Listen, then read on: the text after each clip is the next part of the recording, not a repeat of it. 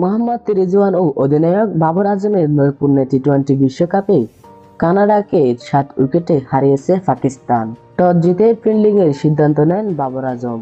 ফর্মের বাইরে থাকা ইফতিকার আহমেদের জায়গায় হার্ড হিটার ওপেনার সাইম আইয়ুবকে দলে নেওয়া হয়। পরাজয় তাদের প্রথম রাউন্ড থেকে বিদায়ের দিকে ঠেলে দিবে বুঝে রিজওয়ান ও বাবর দ্বিতীয় উইকেটে 63 রানের ম্যাচ জেতানো জুটি গড়ে। 15 বল বাকি থাকতেই 107 রানের লক্ষ্যে পৌঁছে যায়।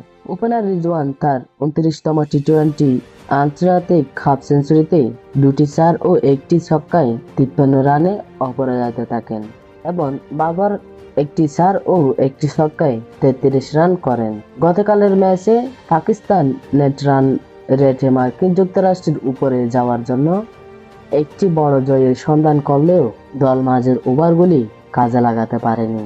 বাবর আজম ও রিজওয়ানের মধ্যে 62 বলে 63 রানের জুটি নিশ্চিত করে পাকিস্তান জয় হয়।